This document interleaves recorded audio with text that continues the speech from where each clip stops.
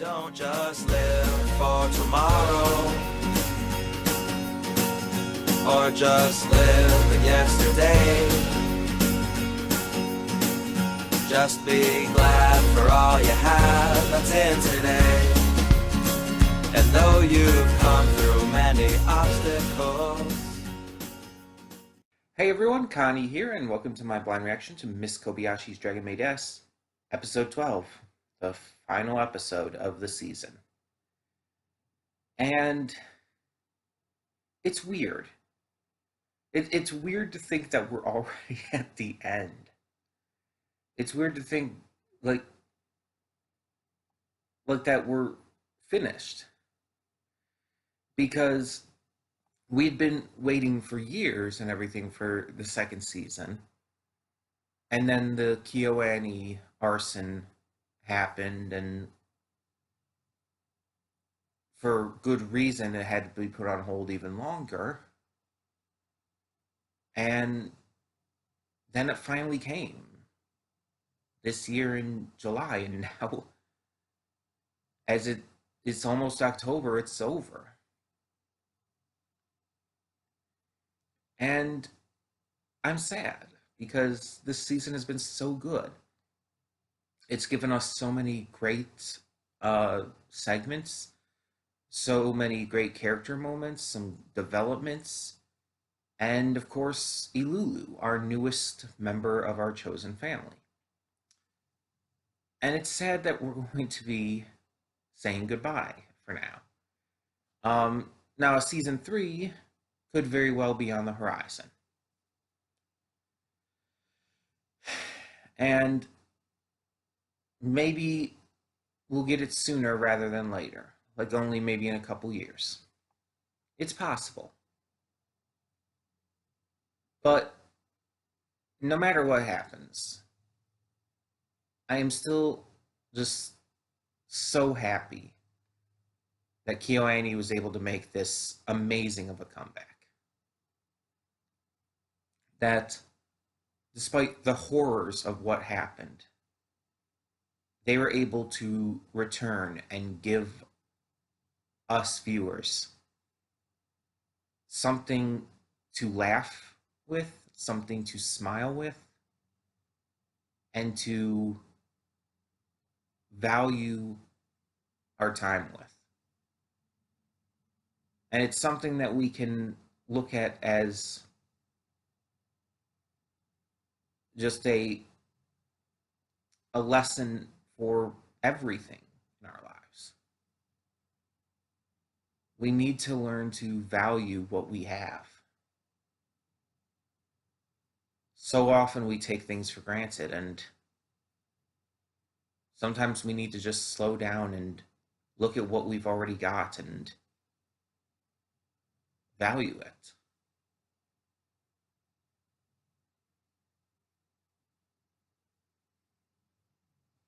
So, although it's ending, we've had a great ride. All the big stuff that's happened this season, all of the just great reveals and fun moments. It was a fantastic time. And I'm excited to see how it ends. We had a big episode last episode, but how are we going to actually end the season? I'm hoping that since we got our big episode last episode, that this is more laid back again.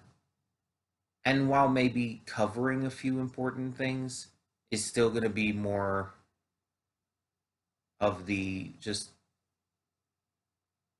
consistently nice and fun and happy stuff that we've become used to. I think it would just be the smartest way to end it, personally. But if they do have some more exciting shits in there, I would be fine with that too. Now, apparently, I've also heard that in the manga, the Emperor of Demise was handled differently during the events of the first season. Apparently, in the manga, he was never as aggressive and painted out to be as controlling of Toru. Apparently, he wasn't as bad. So the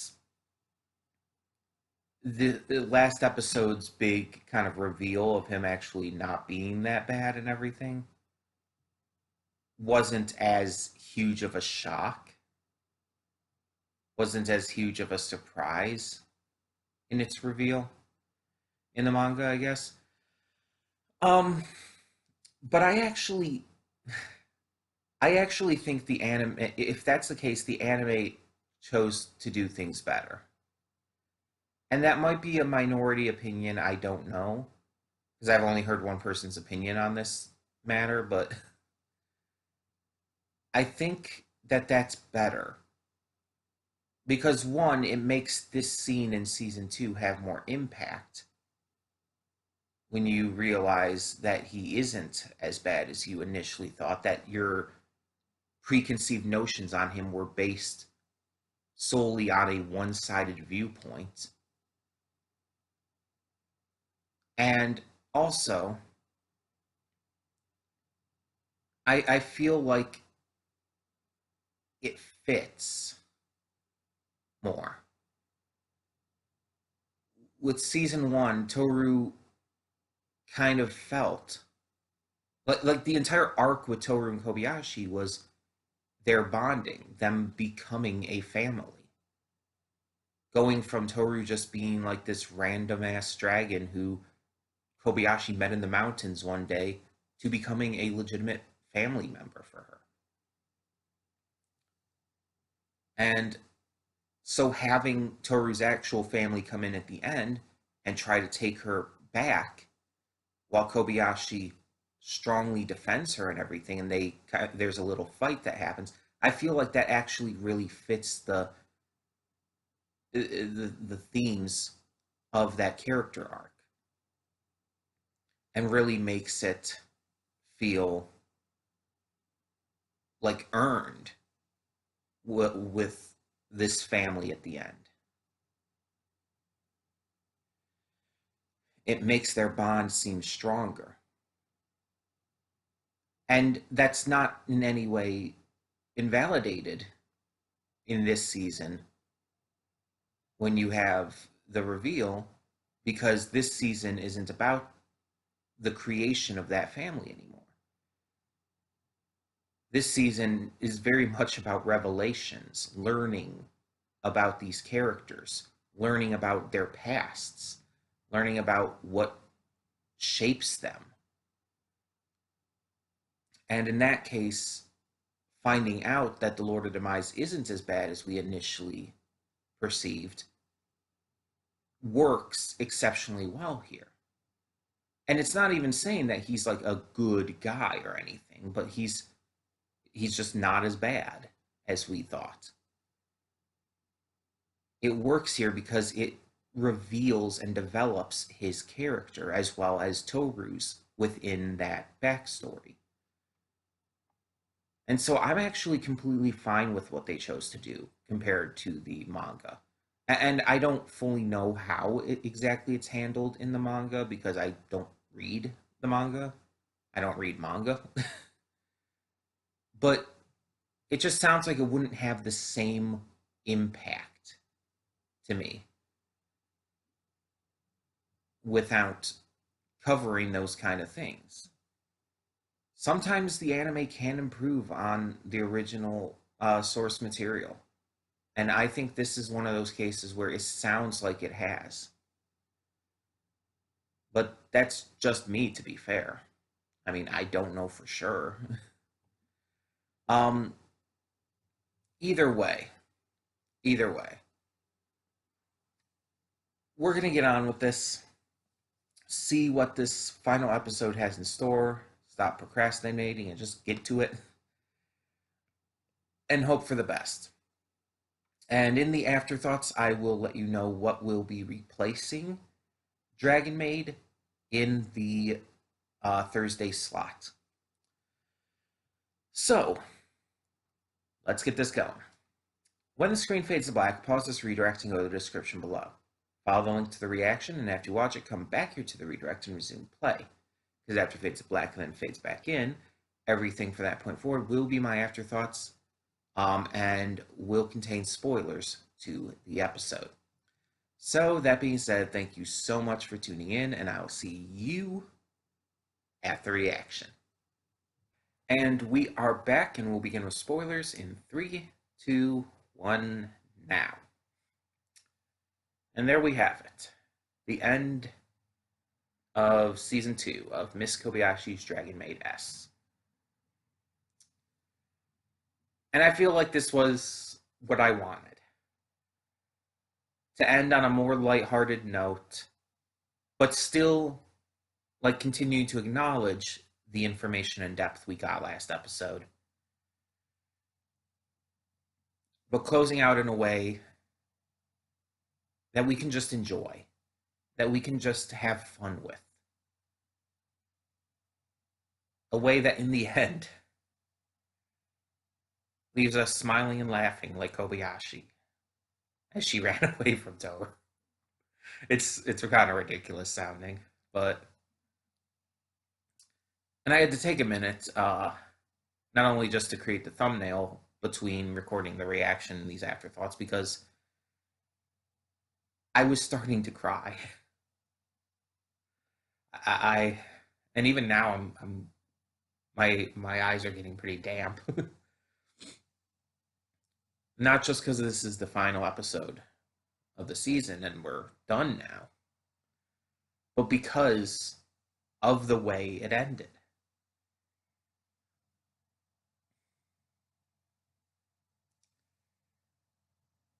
This is our family. This is who they are. This is how they are. And Kobayashi's smile and laugh at the end is exactly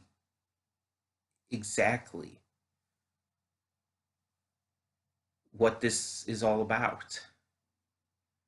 Even in the ridiculous situations, having fun with those that you do love. Whether that love is romantic or just platonic friendship.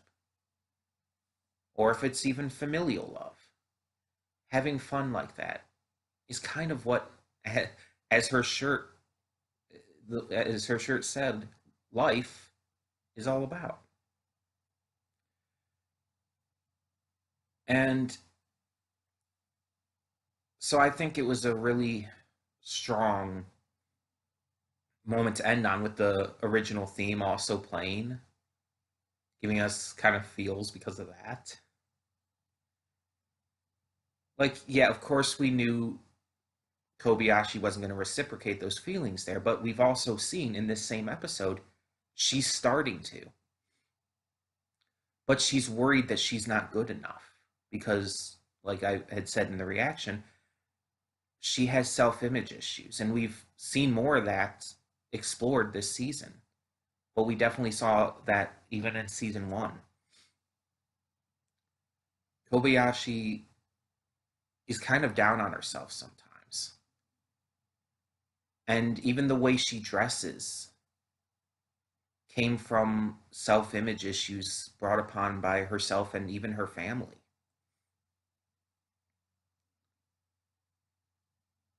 And so, and it's not just the way she looks, it's just how she's viewed by others in general.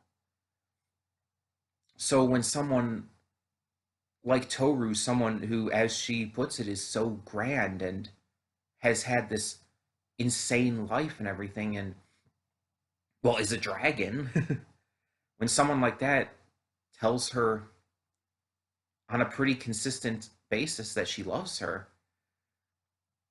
it kind of makes Kobayashi feel unworthy of that love. Notice how when she was talking to Toru about it, she didn't say anything anymore about the entire thing about them both being girls. Like, she had used that as an excuse in the first season a lot. But in this conversation at the festival, that never came up.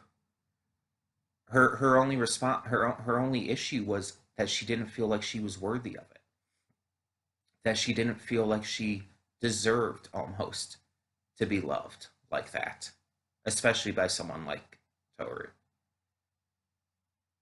But you saw that she very much was starting to worry about that. And it's clear that she is starting to have those feelings. Even if she doesn't fully acknowledge them herself, she is starting to have those feelings and reciprocate that love towards Toru. And I like that they're handling it this way. So many shows and stuff just kind of rush love. And that's not how love works. When you try to rush the idea of love, it in real life, that can get very messy and dangerous even. It can ruin relationships on a whole because you can't just rush into something like that. Love takes time and effort. It takes work from both parties involved. And talking specifically about romantic love here. Um, you can't just rush into it. You have to get to know the person first. And I'm not saying that like you can only like date or whatnot people who you've known for years or whatnot. No, you can definitely still go on dates with people that you've only recently met or even blind dates or stuff. But for true love to actually bloom, you have to get to know them and you have to get to connect with them first. Obviously, it doesn't always take years to happen. Sometimes it can happen in a matter of months, or even sometimes just a few weeks if you're really active in getting to know about each other. But it's not instant. Love at first sight does not exist in real life. It is purely a marketing thing. You can be infatuated with someone at first sight, but you don't love them because that's not how love works. And so I love that they're showing Kobayashi have to grow into this the more she learns about Toru, not just about her past, but about who she is and who she's becoming. Because if you don't think Toru has been changing throughout this series, you haven't been paying attention. Like, yeah, she very much has a lot of the same quirks and goofiness and eccentricities and just overall, like, personality traits. But she very much has been growing as a character herself. All of these characters have been, except maybe Lukua. I don't think Lukua has changed much, but she's been kind of a catalyst for Shota to grow, I feel. Um, but we've seen a lot of growth just this season alone with characters like Elma and Toru, Kobayashi herself, Ilulu, obviously. I mean, granted, she's only been introduced in this season, but still. And that's great, getting to see all of this growth, all of these characters changing and becoming better versions of themselves. And again, they keep a lot of the same personality traits and eccentricities, and they'll do a lot of the same stuff still. Like you see Toru at the end here try to force Kobayashi into a wedding because of how much she loves her. And she uses the excuse, oh, I'm basically what she says is I'm stooping down to human standards with marriage ceremony and all. Um, but it's like, she's still Toru. That's basically what it's saying. Yes, she's growing and she's definitely learning a lot through these experiences, but she's still Toru. She's still gonna be an absolute dorky idiot about all of this. And that's why we love her. This episode focused on basically two big events: a festival and a flower viewing. The festival was very nice and calming, but the flower viewing is honestly where this episode I feel shined. because the festival had a lot of good stuff, and obviously the big moment with Kobayashi talking to Toru about their relationship. But the flower festival is like, or the flower viewing, kind of combined them there for a second. The flower viewing is like kind of just, it's not this big event. It's not this big like neighborhood or area event where everyone's there, but they're all doing like these special things. It's just a bunch of friends gathering together. A bunch of close friends just gathering together and hanging out, basically. Hanging out, having fun, dorking around, and just being together. And sometimes that's all you need. Like I mentioned in the reaction, this weekend I'm going to see some friends. I'm doing a brony meetup, which I haven't gone to in a long time. Not just because of COVID, but haven't really done a lot of those even before COVID for a while. And it's exciting. It's fun. We're gonna have a grand time. I'm excited for it. And all we're gonna be doing is just hanging out.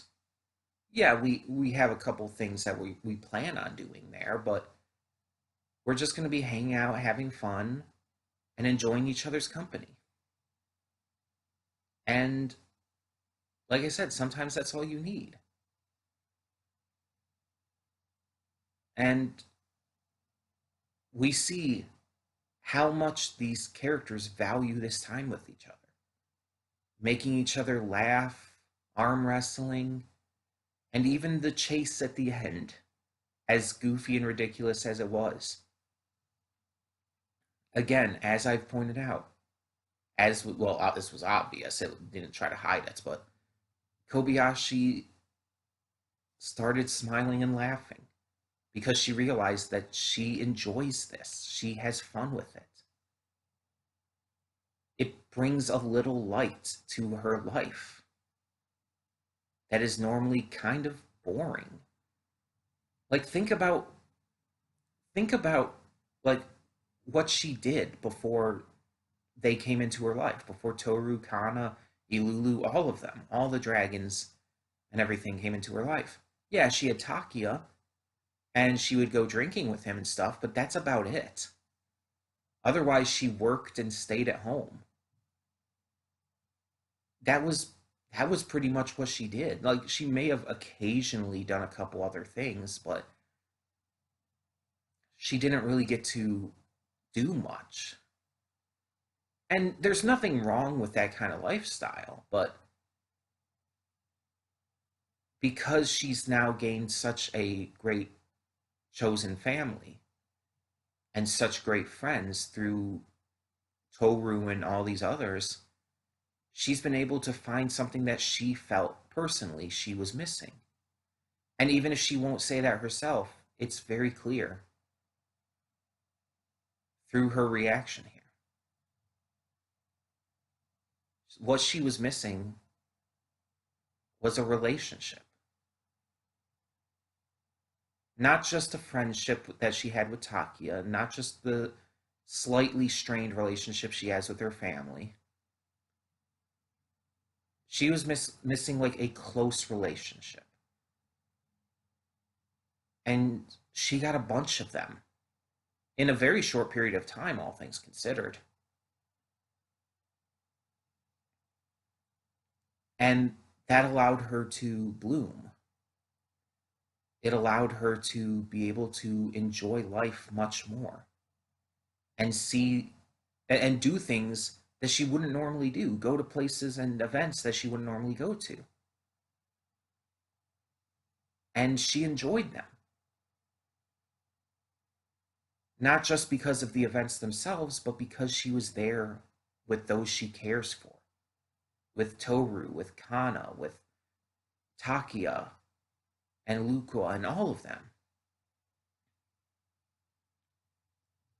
That's made all the difference in her life.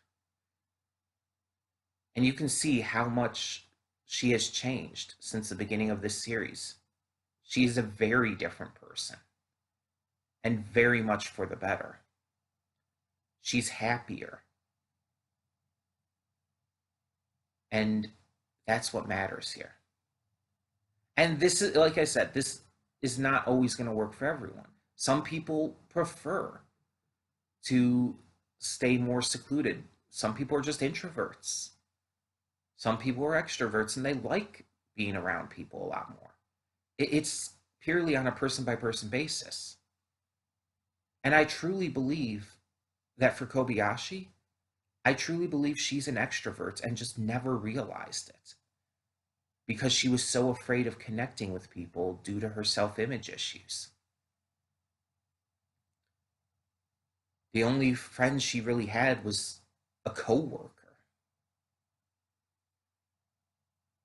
And yeah, they could talk about even stuff outside of work, sure, with the Maid stuff that they both liked.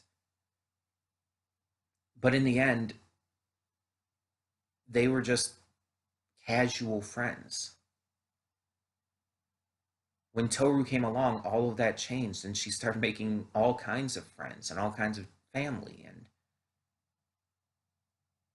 she was finally able to open up and not hide away in her shell.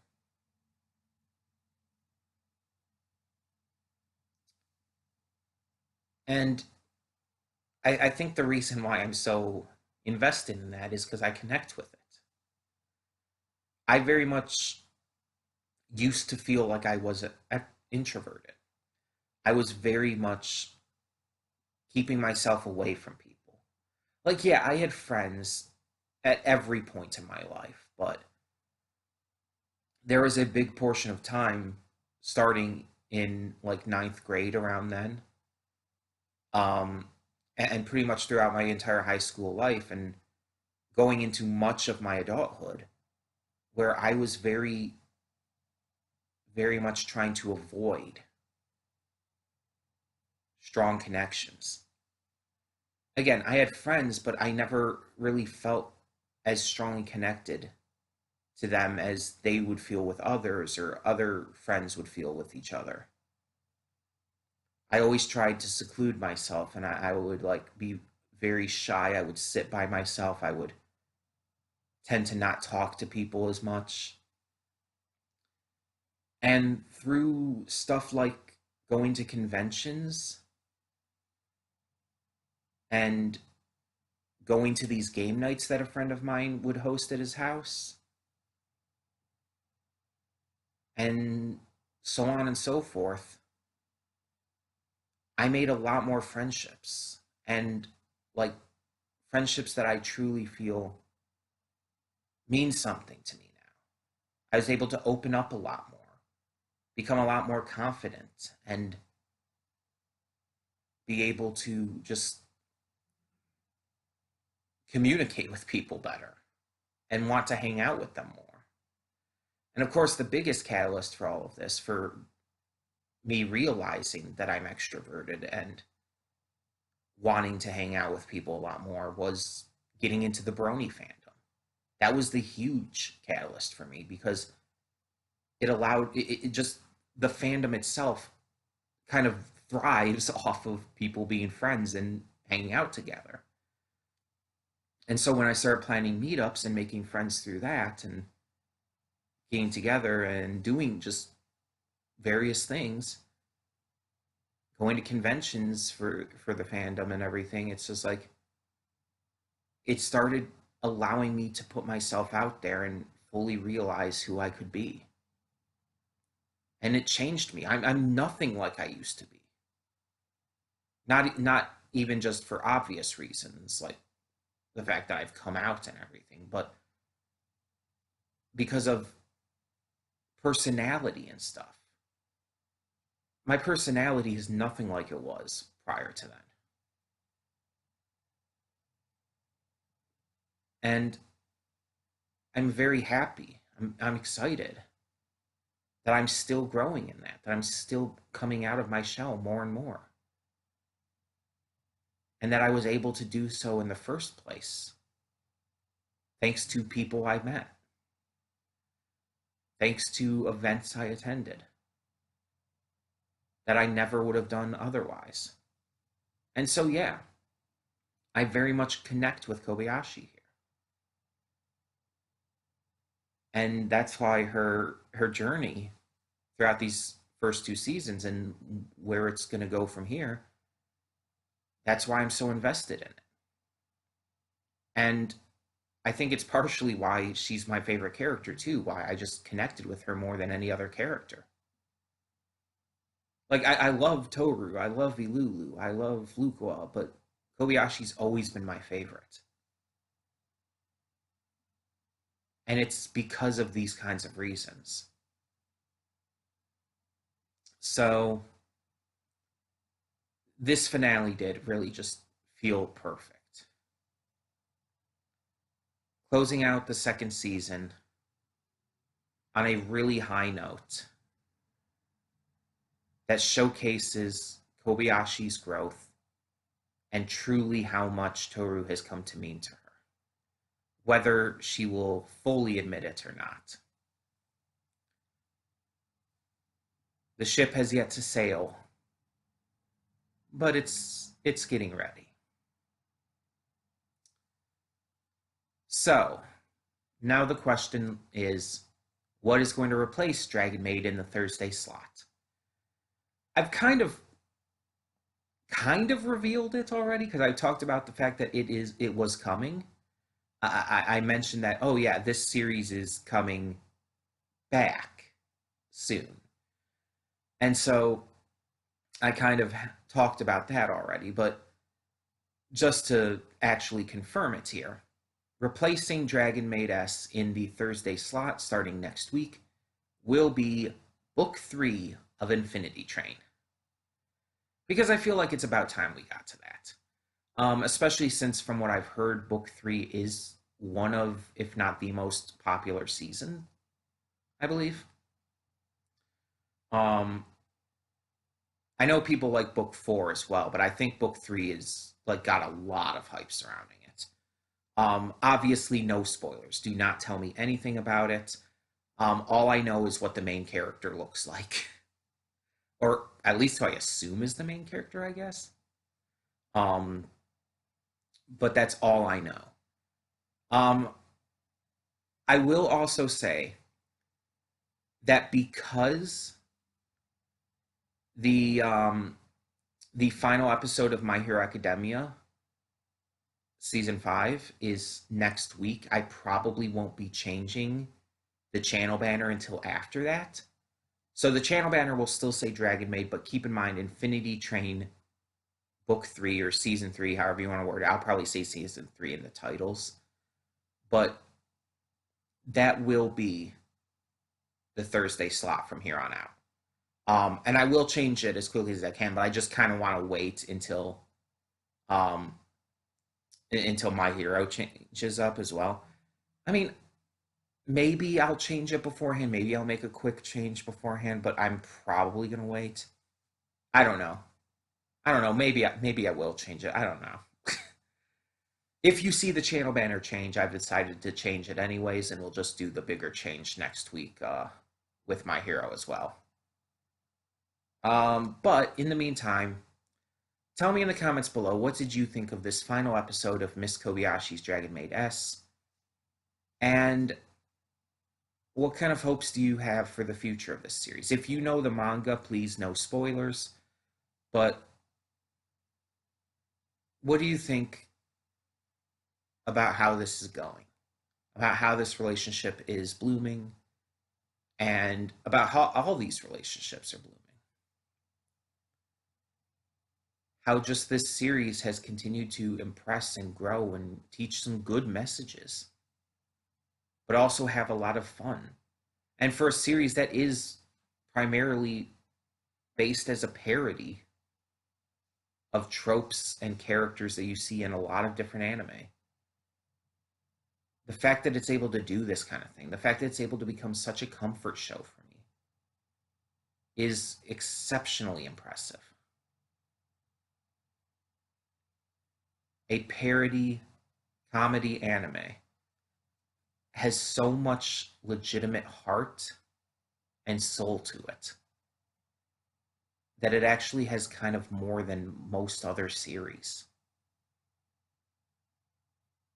It's better than most other series, in my opinion, obviously.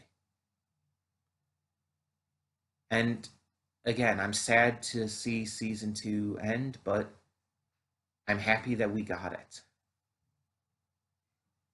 And I want to close this out by once again just thanking the staff at KyoAni for everything they did to make this happen. And I hope that the families of anyone who was lost in that arson, I hope that they are able to just put their families to rest. And I wish them the best after everything. And hope that horrible attacks like that just stop happening, please. Just all around the world. That we don't have a lot more of those. They're just horrible. So I'm terrible wording all of this, but I thank KyoAni for everything they did. And just, yeah. Again, I'm terrible wording things. Sorry about that. Hope you understood what I was trying to get across. Either way, like I said, tell me your thoughts down below. And for now, I'm Connie and I'm signing off. See y'all next time.